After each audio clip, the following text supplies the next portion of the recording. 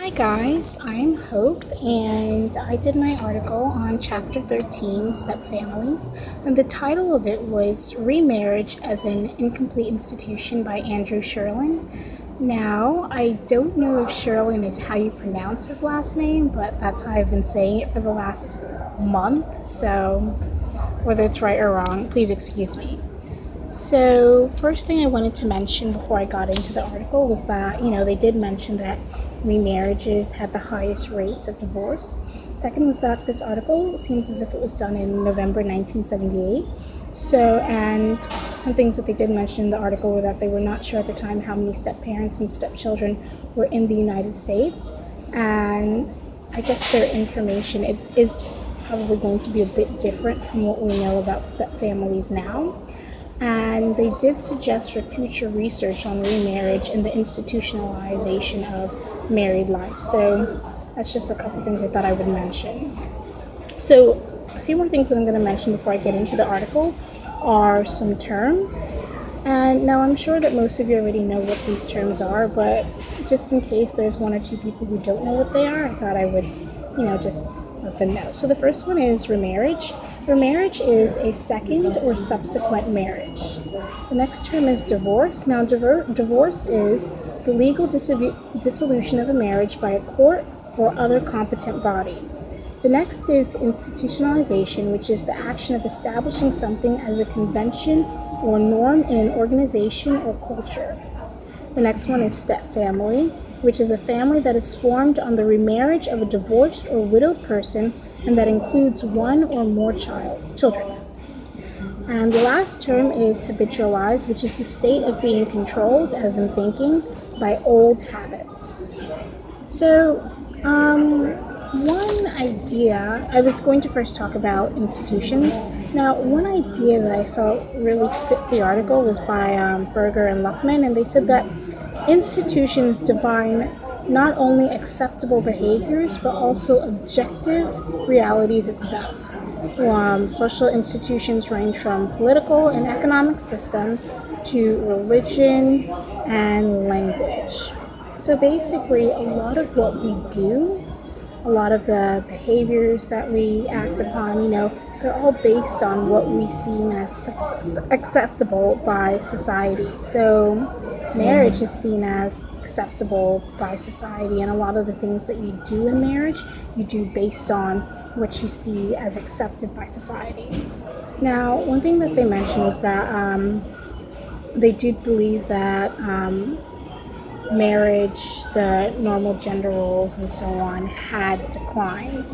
And one of the reasons why I felt that was because, not that I felt, but also that I read in the article, was that the patriarch was the transmitter of social norms, and with the decline of the patriarchy, it meant that the ties between institutional link and the family was broken. So instead of marriages being formed for institutional ties, marriages are now formed because of mutual affection and love. Like, oh, I love this person, so I'm going to marry them.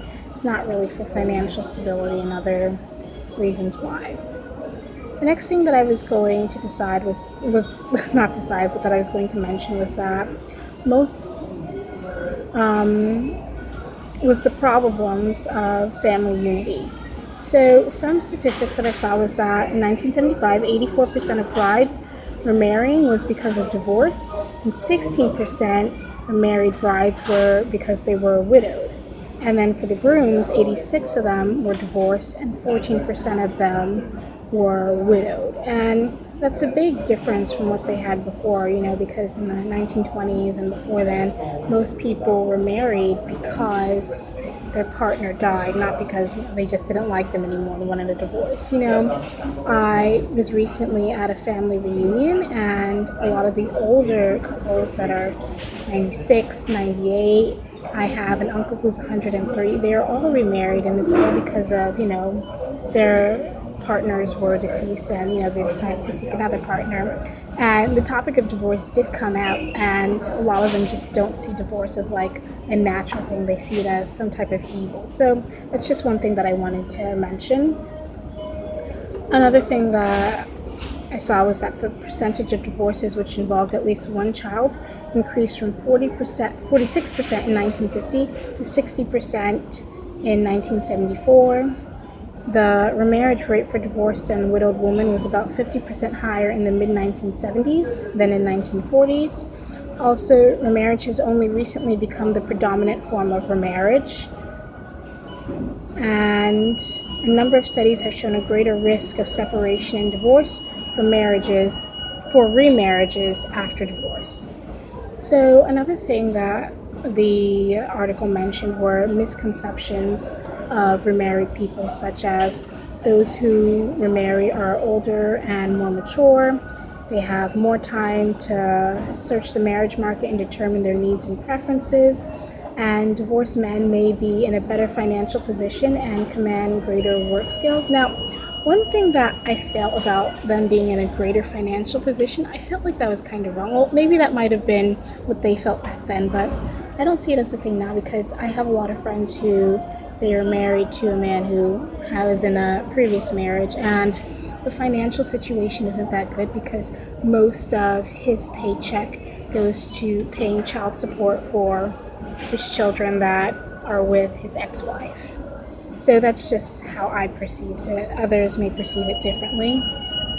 They also said that higher divorce rates suggest that maintaining family unity is more difficult for families of remarriages after divorce. However, many remarriages work well, and the majority of them will not end in divorce. Even though most divorces are from remarriages, most remarriages do work. So next thing was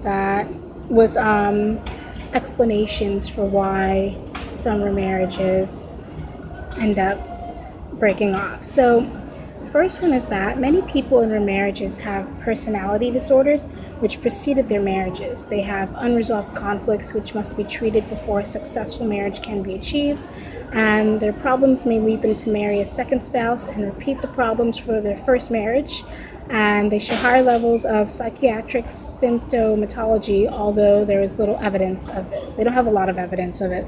Well, they might have more evidence of it now, but this is just what they're saying, for 1978. Now, I felt that this explanation was quite interesting because I don't really know about in the marriage aspect because, I'm not married, but I have a lot of friends who have cohabited and who have just been in regular boyfriend-girlfriend relationships. And when the relationship breaks up and they end up in they rebound off of that one person they broke up with into another relationship, they carry a lot of baggage from that past relationship into the new relationship. And I think that's what they're mentioning here. Let's say the person cheated on them. They might be a bit more protective of their new spouse and not give them enough space because they may think, if I give him space, he's going to cheat on me again. So I just think that's what they mean here. And I also agree with them that you should, after you leave a relationship, give time to get over all the past issues in your past relationships so that you don't bring them into the new marriage. The next explanation they had was that once a person has divorced, he or she is less hesitant to do so again. The person knows how to get divorced and what to expect from family, friends, and the court system. So what they're basically saying in this one is that because the person has had a divorce before, they're not afraid of getting divorced again. Like, I guess the first problem they see, they'll be like, all right, I've been through divorce before, I know how to handle it now, so I don't mind divorcing you.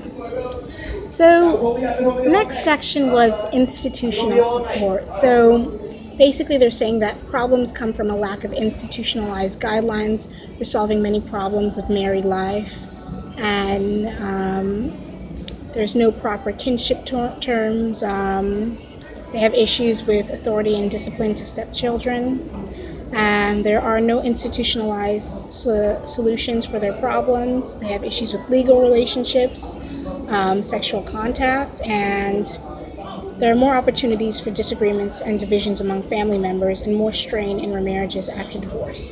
So basically what they're mentioning here is that, like I mentioned earlier about institutions, the way that we behave is based on what is acceptable to society. So remarriage, at this time and even now, they don't really have how you're supposed to act in a remarriage. Like, if your children don't really trust their new step parent, or they don't want to listen to them. Like, how do you act in a situation like that where they still have bitter relations, with the divorce, and they miss their old parent? Or like an example that we saw in the reading was that the children were not okay with their father's stepchildren calling him dad, because they felt that they would take away from their attention and affection. So they're saying that there's a lot of issues like that that they don't know how to deal with because it's not institutionalized.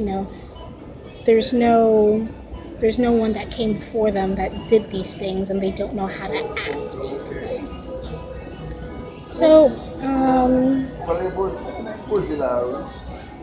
when it came to collecting data on step families, like I mentioned before, institutional norms play a big role in how we collect data, and it was not possible with available data to calculate the exact number of families with stepchildren.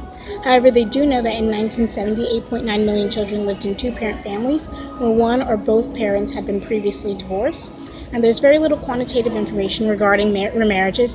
It is also not known how many step-parents and stepchildren are in the United States. So I mentioned this earlier. So I do have 3 discussion questions for everyone. I was going to answer just one of them. One of them was, do you believe that normal remarriage issues plague couples with children with couples whose children are adults? So that's one thing that I didn't see mentioned in the reading. I wonder, if the person if they remarried and their children are now adults, do they have the same issues as a remarried couple whose children are younger? So that's one thing that I wondered, and I was hoping that you guys would probably choose to answer this question. So thank you.